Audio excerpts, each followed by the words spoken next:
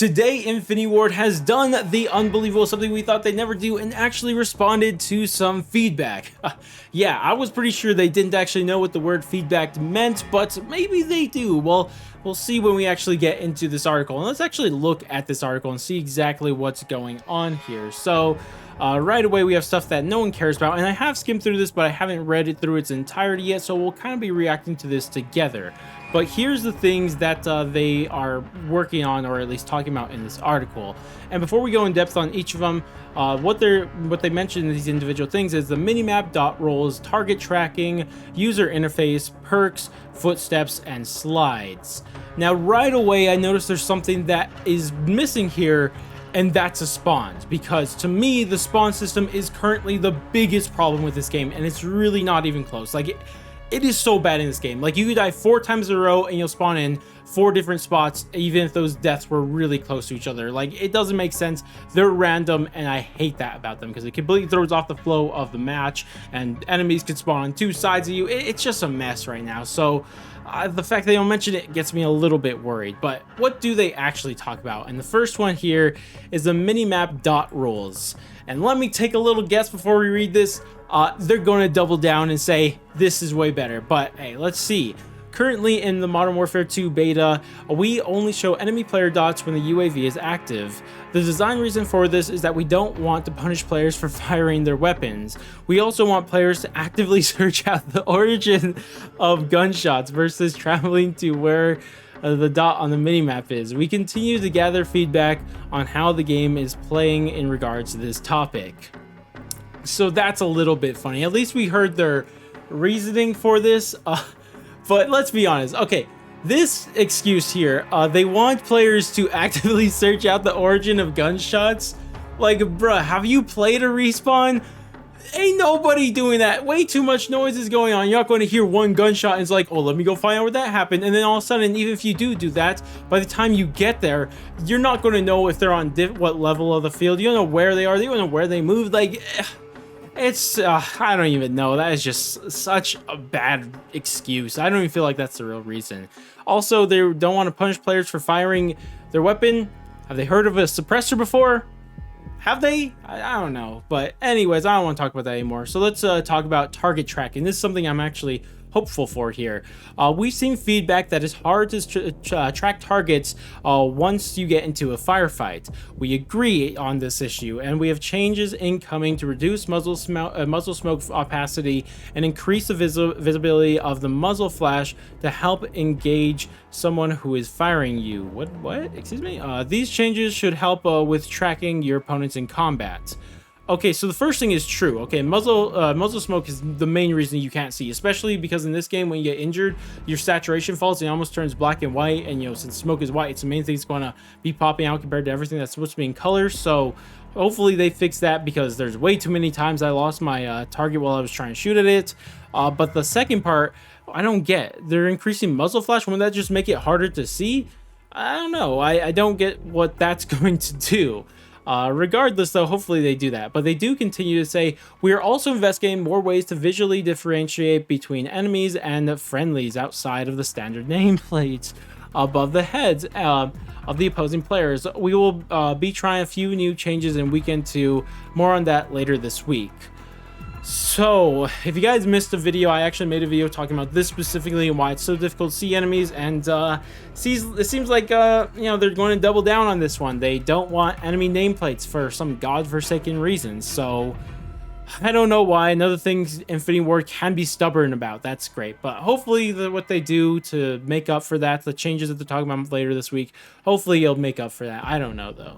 Regardless, they continue to talk about the user interface. We've seen feedback around the difficulty in editing perk packages, managing loadouts, and accesses to the armory. We have identified some UX issues as well as some bugs. These are things that we won't be able to adjust in time for the beta Weekend 2, but we are on top of it's on top of mind for the head of launch. So yeah, it sucks, especially the social blade for the user face sucks. So at least by launch it's going to be better, hopefully. So that's nice. Next thing we have is perks. I'm interested to see what they have to say here. We've seen a variety of feedback on the perk package system. Some players love it and some players feel it's unnecessary departure from the original system. We feel it's a nice shakeup to how the perks work in the general progression of a match. We've balanced out the ultimate perks to be more powerful as you earn them later in the match. We'll continue testing throughout the beta weekend 2, including dramatically accelerating the earn rate of these to see how players react. Our goal remains improving the flow of the perks ahead of launch. So to me personally, about this perks package system, I think the idea is really cool, but how it's currently implemented is not great. Now, I'm interested to see how it plays that they dramatically increase the earn rate of these. So maybe they'll be like cutting both of them in half. So it'll take like 2 minutes to earn your bonus perk and like 4 minutes to earn your ultimate perk, compared to it was 4 and 8 minutes. So maybe if they do that, it'll play better. But currently, I just feel like that they should just get rid of the bonus perk and add that to the basic perks and just have an ultimate perk. I feel like that would be the better system, but that's just what I personally think. Regardless, they do continue talking about perks and Dead Silence. Oh, let me take a guess. Double down, guys. Of course they're going to. They're not going to change this. What they say though. Dead Silence is another hot topic, as many players have expressed that they would like to see it as a perk instead of a field upgrade. We have believed it's important to the game's health that rushers are not able to move at high speeds without consequences. Dead Silence as a field upgrade creates a balance between freedom of movement and predictability of combat. Wait, what? Okay. How is this predictable? Wait, how does that make the predictability of combat? It makes it unpredictable because you'll be at one point in the game you'll be able to hear everybody running around, but then all of a sudden out of nowhere someone has dead silence and they shoot you in the back. You're like, what happened there? I thought I could hear everybody, but you didn't because they had dead silence. Like, you don't know who on the enemy team is running it. You don't know when it's charged. It just makes it incredibly unpredictable. What are they talking about? That's dumb. Anyways, it's not changing. They were going to double down on this. We knew that. Anyways, footsteps themselves. This actually might be good. What did they say? Footstep audio in weekend 1 of the multiplayer beta was very high. Yeah, don't say. Giving players the long distance directional information about enemies. For weekend 2, we have some changes coming in. We are reducing the range of footsteps audios for a variety of player movement states. Jog, sprint, and tactical sprint. These will help soften the cost of moving around the map, And then it says second change. Well, actually, before they get into the second changes they're going to make, this is good. They're nerfing the footstep audio. That needed to happen. Hopefully, in my personal opinion, I think the footstep audio is perfect in Cold War. So if they just do it like that, I think it would be great. So hopefully that's what they do. Regardless, the next thing they're changing is second is changing the enemy and friendly footsteps. They are now distinct. Oh, that's good. They will help players better understand what's going on as things move around the battlefield and more details follow. So that's good, because there's way too many times in this beta where a friendly was running by me, I freaked out and started shooting him and it wasted time. And then there's times where I thought it was a friendly, it was an enemy, and I ended up dying. So now that they sound distinct, that should make that a little bit less confusing. But of course, this wraps us up with the last thing, slides. The sentiment around the removal of slide canceling remains positive. We are aware of the workarounds and are contemplating how to handle it for weekend 2 of the beta. Additionally, we have some other slide changes for launch, which will make the movement feel a bit more fluid and snappy.